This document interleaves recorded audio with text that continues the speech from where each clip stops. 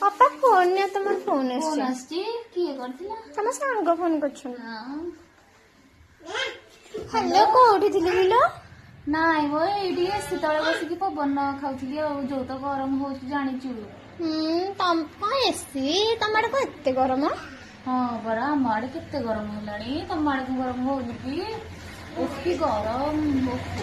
तते तो बेसी गरम हाउ छाड़े आउ को काम सरलानी काम काम तो सेगुड़ा की बरबड़ा करूची